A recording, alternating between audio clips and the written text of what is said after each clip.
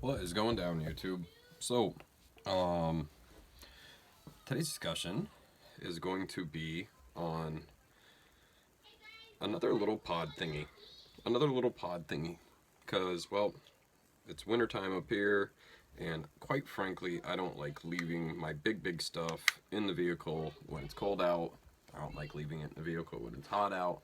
And overall, I don't like carrying it into busy public places. Mostly because, well, if something like this fell out of my pocket, I'd cry. Yep, I would cry. So,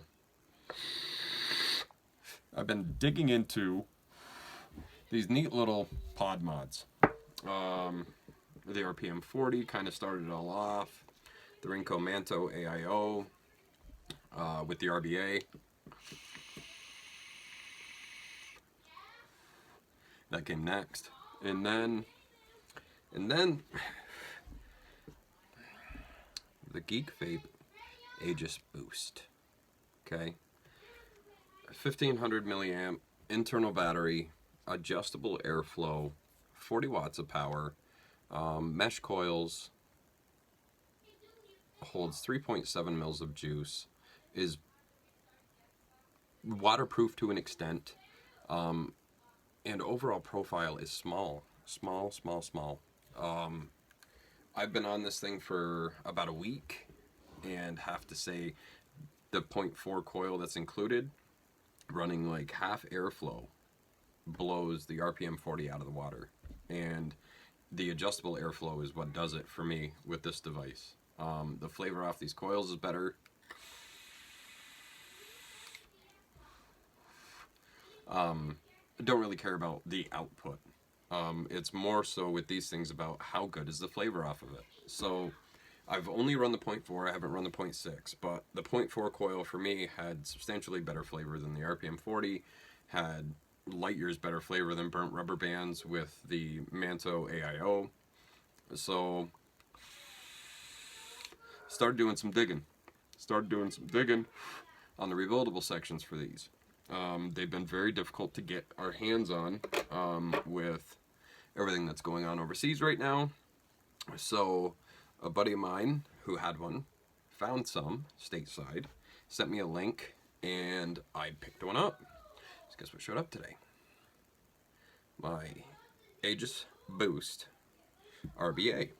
So I built a micro 3038 Alien, Canthal core, 5 wrap, 2.5 mil, which fit perfectly, for a 0.5 coil, and let's take it for a ride.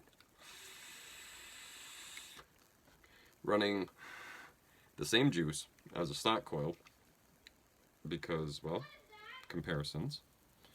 The pods pop off super easy. They got this little latch on the front. You get the back of it in and simply push it down in place. That's it. So swapping pods is super simple. Profile increases ever so slightly with the top cap, because this is technically an RDTA. For those of you that don't know, your wick ports actually go down and your cotton touches into the tank. So an RDTA for me on bigger power stuff has always been a miss. It's always been a miss. I've tried probably 15 of them and I've never liked a single one. So my buddy Sean said, man, I couldn't get mine to wick. So one of these dudes that ran Jenny's back in the day suggested to line the wicking channels with mesh, stainless steel mesh. So I picked up some kidney puncher, 304 stainless steel mesh. This is the 270. There's all kinds of different grades, so that's why I'm emphasizing that this is 270. They also sent me some other stuff that's popular as well, which is 400. I'm assuming that is perforations per square inch.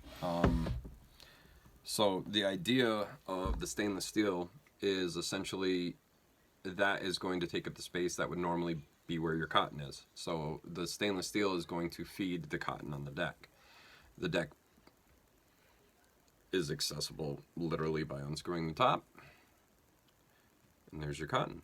As you can see, cotton is nice and saturated. It is doing exactly what it should be doing, just setting there. You don't have to sit there and tip it because the stainless steel mesh is constantly feeding the cotton. So it's kind of ingenious. So shout out to my dude Sean McDonald. He said somebody gave him the tip, but he paid it forward. So device asked me, is this a new coil? Yes, it is. Stock coil is a 0.4. It comes in at like 0.42. This is a 0.51. Same wattage.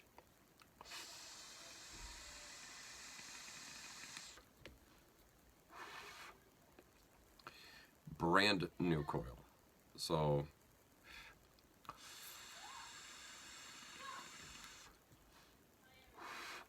it's going to take probably about a pod and a half before the coil itself is broken, before the cotton is broken, but already I super dig it. One of my biggest belly aches about it on the stock pods is this unidirectional mouthpiece. Now, you can rotate it. Rotates with ease. But I found that it always, you had to kind of think about it per se. Because if you had that on, you know, and you wanted to, you're holding it like this per se, you know, you're then like that. So, not a big deal, but it's just kind of annoying. I like this because, well, it doesn't matter how you come onto it.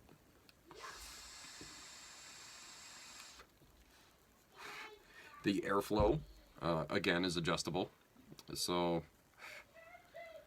kind of hard to see with my old eyeballs. This is wide open.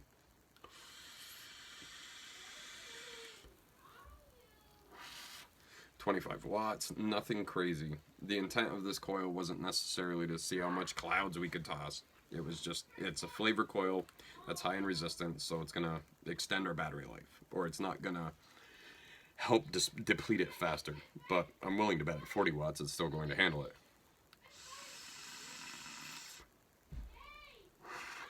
So, perfect. Vape's great around 20-25 watts, which is where I wanted it, running 21 microgram. Can vape it at 40 if you want to.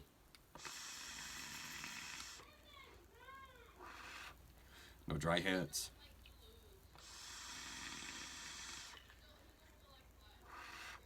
Just keeps going. So, I super dig it. I super dig it. This is my favorite RBA section currently available on any pod mod style device. For the main reason that you don't need to put a tiny little atomizer on anything else to break in a coil, and you don't have to sit there and fight with a tiny RBA that can't mount onto anything. It's all incorporated right here. It's clamp style, that's spring loaded, so as you loosen up the clamps, they come up. You simply tuck your leads in, snip, tighten them down. It is excellent. It's excellent, it's very well thought out, and it works. So, to date, on these tiny little pod mod devices, this one, for me, is the tops. It's the tops. It's tiny, it's compact, it's portable. Internal battery lasts plenty long enough. Adjustable, I might have said that already, but it's the first one, in my opinion, that has a build deck that might actually be able to hold a build that exceeds what the device can put out. It's not undersized to the point where you can't put a coil in it large enough to even get close to the wattage it puts out. So, Geekvape Boost, 40 watt pod mod, so far, in my book, is the king of kings.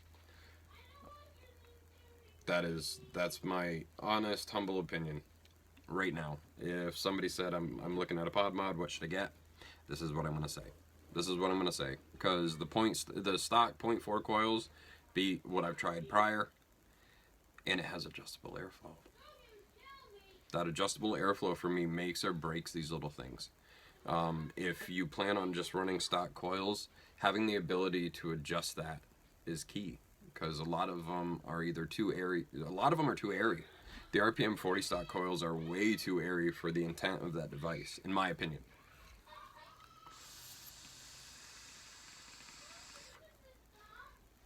It's just so good. It's so good. This little banger holds 2 mils of juice, so it's more than enough to go out, go grocery shopping, not have to worry about carrying around your big stuff, go to the mall, whatever.